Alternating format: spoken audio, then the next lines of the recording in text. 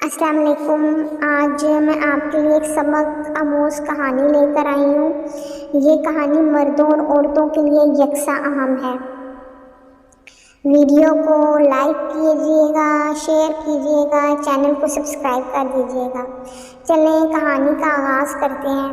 ہمارے قریب کے دیہات کا ایک واقعہ ہے۔ ایک نوجوان جس کی تعلیم بھی نہیں تھی اور شکل بھی عام سی تھی، یعنی شکل بھی عام سی، عقل بھی عام سی اور تعلیم بھی نہیں تھی۔ اس کی ایک خوبصورت کزن تھی۔ اس نوجوان نے کہا، میں اپنی اسی کزن سے شادی کرنا چاہتا ہوں۔ چنانچہ ماں باپ نے بھی زور دیا۔ لڑکی والوں نے لڑکی سے پوچھا تو لڑکی نے شروع میں تو ہاں کر دی۔ نکاح ہو گیا، رخصتی بھی ہو گئی، لیکن جب وہ آ کر اس کے پاس رہی تو اب اسے پتہ چلا کہ یہ تو پکا جاہل ہے۔ وہ سوچ میں پڑ گئی کہ نہ عقل ہے نہ شکل ہے، زندگی کیسے گزرے گی۔ چنانچہ اس لڑکی نے دل ہی دل میں اس نوجوان کو ناپسند کرنا شروع کر دیا، مگر خاموش رہی۔ شادی کے 3-4 دن بعد عام طور پر لڑکیاں اپنے ماں باپ کے گھر جاتی ہیں۔ یہ لڑکی بھی اپنے ماں باپ کے گھر چلی گئی۔ اس کے دل میں یہ بات تھی کہ اب وہ دوبارہ اس گھر میں کبھی نہیں آئے گی تو زیادہ اچھی بات ہوگی، مگر اسے ماں باپ کے سامنے بات کرنے کی جرأت نہیں ہو رہی تھی، کیونکہ ایک تو قریب کا رشتہ تھا اور دوسرا شروع میں ہاں بھی اسی نے کی تھی، وہ ہاں کر چکی تھی۔ انہیں ایک گاؤں سے دوسرے گاؤں جانا تھا۔ راستے میں اس نے خاوند سے کہا، مجھے پیاس لگی ہے۔ قریب ہی ایک کنواں تھا۔ خاوند نے جا کر ایک طرف گٹری رکھی اور کنویں سے ڈول کے ذریعے پانی بھرنے لگا۔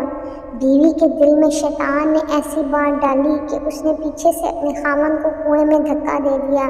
جب دھکا دیا تو خاوند کنویں میں جا گرا۔ اس نے دل میں سوچا کہ اب یہ مر کھپ جائے گا اور ہمیشہ کے لیے اسے جان چھوٹ جائے گی۔ اب وہ واپس اپنے ماں باپ کے گھر چلی گئی اور اس نے ان کے پاس جا کر عورتوں والا مکر کیا۔ عورتیں مکر میں تو مشہور ہوتی ہیں، جیسے اخوان یوسف نے مکر کیا تھا، ویسے ہی اس نے بھی مکر کیا۔ وہ روتی ہوئی گھر پہنچی۔ ماں باپ نے پوچھا کہ کیا ہوا ہے؟ خاوند مجھے بٹھا کر کہیں چلا گیا۔ میں اتنی دیر تک اس کا انتظار کرتی رہی۔ میں اکیلی تھی، مجھے ڈر لگنے لگا، کوئی غیر مرد آ جاتا تو میرا کیا ہوتا؟ مجھے جان کا خطرہ تھا اور عزت کا بھی خطرہ تھا۔ وہ تو بڑا بے پرواہ سا آدمی ہے، اس لیے میں واپس آ گئی ہوں۔ یہ سن کر ماں باپ کو بھی بڑا غصہ آیا۔ اس نے ہماری بیٹی کو اس طرح لاوارث چھوڑ دیا اور خود کہیں چلا گیا ہے، یہ ایسا بیوقوف انسان ہے۔ اب ادھر کی بھی بات سنیں۔ جب خاوند پانی میں گرا تو جان بچانے کے لیے اس نے ہاتھ پاؤں مارے تو اس کا ہاتھ اس رسے پر پڑ گیا جس کے ساتھ ڈول بندھے ہوئے ہوتے ہیں۔ اس نے رسے کو مضبوطی سے پکڑ لیا، ڈوبنے سے بچ گیا۔ کافی دیر کے بعد اس نے ہمت کی اور آہستہ آہستہ رسے پر چڑھتے باہر نکل آیا۔ باہر نکل کر اس نے سوچا کہ میں کیا کروں؟ اس نے دل ہی دل میں کہا، مجھے توقع نہیں تھی کہ میری بیوی میرے ساتھ ایسا معاملہ کرے گی۔ کوئی بات نہیں، میں دوبارہ چلا جاتا ہوں۔ چنانچہ وہ دوبارہ سسرال کے گھر آیا۔ اتنے میں کپڑے بھی خشک ہو گئے تھے۔ جیسے ہی وہ سسرال کے گھر میں داخل ہوا تو لڑکی کے والدین نے اس کو بہت جلی کٹی سنائی۔ کہنے لگے، تو کیسا بے عقل انسان ہے کہ تو ہماری بیٹی کو اکیلے چھوڑ کر چلا گیا، تو بڑا بے پرواہ ہے، تجھے اس کا ذرا خیال نہیں۔ انہوں نے جو کچھ کہا اس نے خاموشی سے سنا اور آخر میں صرف اتنا کہا کہ ہاں مجھ سے غلطی ہو گئی ہے، بہرحال آپ اپنی بیٹی کو بھیج دیں، ہمیں گھر جانے میں دیر ہو رہی ہے۔ جب انہوں نے دیکھا کہ یہ بہت شرمندگی کا اظہار کر رہا ہے تو انہوں نے پھر بیٹی سے کہا، کوئی بات نہیں، اب تم چلی جاؤ۔